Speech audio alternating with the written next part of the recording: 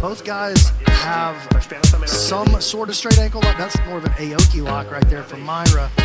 And then what Assonitis is doing, he's putting that sideways pressure. Yeah, I feel like Assonitis has a better bite on the leg. He's got a better bite, but it's probably not the same level of danger as that regular straight ankle lock. Now, that sideways ankle lock there, like that's very like a Diego Pato is smashing everybody with that right now. Definitely can be done, but there's a lot of delicacy to getting the technique exactly right.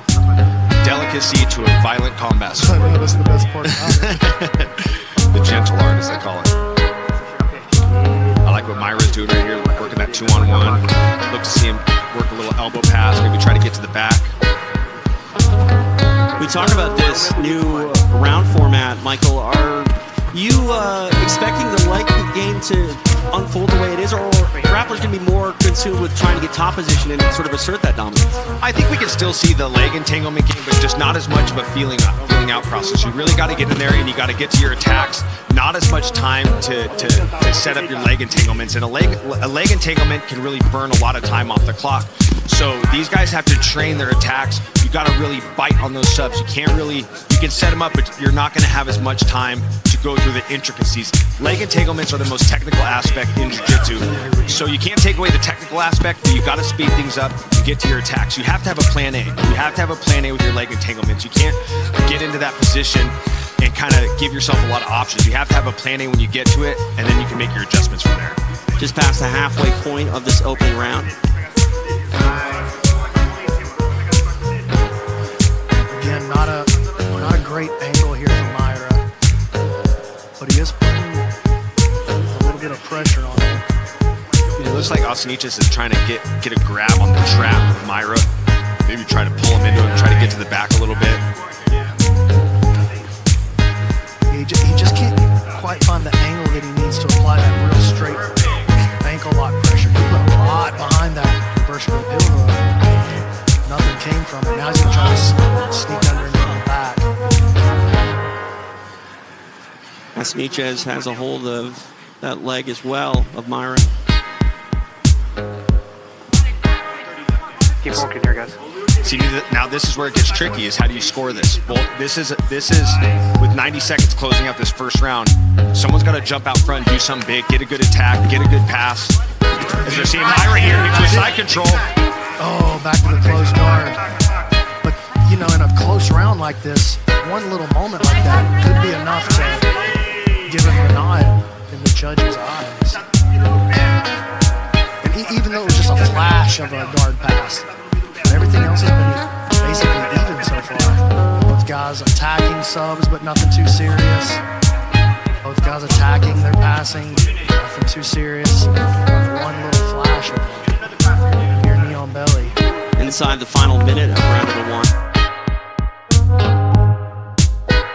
You don't have to hold it for 3 seconds to get the points, so I think the judges will acknowledge the pass without having to secure it for 3 seconds. He's putting a lot of effort into this. Reinforcing his own leg. There he goes, going for the kamikaze style, but he didn't have the depth that he needed on his 2-on-1 with his legs in his truck position. And Assonitis was smart to control the wrist, so Maira couldn't get 2 hands on the lock, and he ends up in side control to close out the round. That's big for Assonitis to close out the round in a dominant position. Brazilian goes knee on belly, 10 seconds left. If the primary criteria, though, is closest submissions, then definitely that calf slicer was the only real close submission. It wasn't that close, right? But it was the most one-sided. Yeah. Because prior to that, both guys were kind of attacking each other at the same time. Breathe, man. Breathe. One down, 2 to go. Now the athletes get a minute rest. And Michael, we were talking earlier about tactics. That's where you're allowed to go to your corner now a couple times in each match and sort of readjust the game plan and try to figure out the best path to strategy after going a round or two. That's what I love about this. It gives these guys time, just like an MMA fight. You go, if things don't go your way in a round, you get to go back to your corner, you get to take in some advice, make some adjustments, and come out with a new game plan, or just go business as usual if you had a good round. So it's good to get this reset, much more of an MMA style format. I'm a big fan of it.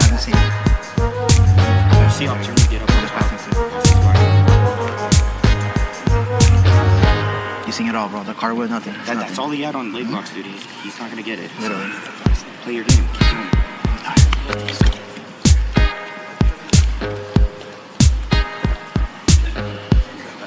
All right, time for round number 2. You ready? You ready? Fight.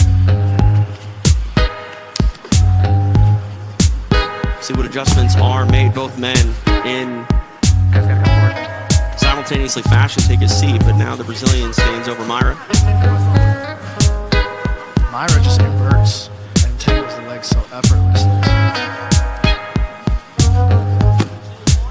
Both men were focused on legs, B-Mac. Did you give either an advantage in what they were trying to work for? No, I don't think so. I mean, until we got to the end of the round, I mean, it felt like it was incredibly even. And then we got a near guard pass from Maira. Then he goes to the truck position, tries the calf crank, but then he got his guard pass right at the very end of that. So, I mean, who knows actually how they're going to end up scoring that first round.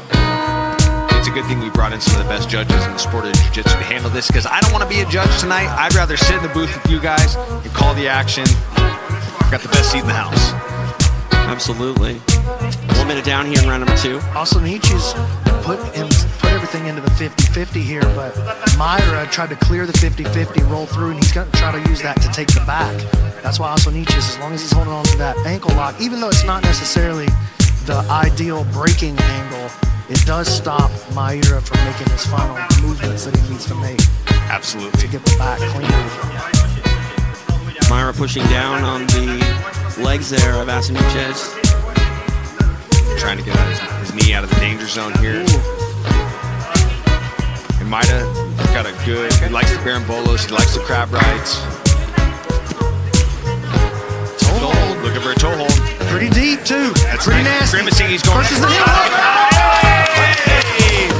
João Assonitis able to win the leg lock shootout. Gets a tap here over Danny Maira. Maira in some pain here. But what a win for João Assonitis. And it was fighting fire with fire, and the Brazilian's fire is what won the day. Yeah, man, it's that classic toe hold versus inside heel hook battle. And even though the toe hold came on first, the inside heel hook is just, it's like the bazooka of leg locks. If you get that thing on, it doesn't matter what the other guy's got. If you get the break, it's bad. You're going to win that shootout. That's exactly what happened. Maira limping around out there. Now, obviously in some discomfort, but it looked like he was going to secure that toe hold, but the Brazilian able to pull out the sub. All right, to make it official, we go to the mat with Justin Bernard. Ladies and gentlemen, referee Jason Herzog calls a stop to the match in the second round, declaring the winner by submission,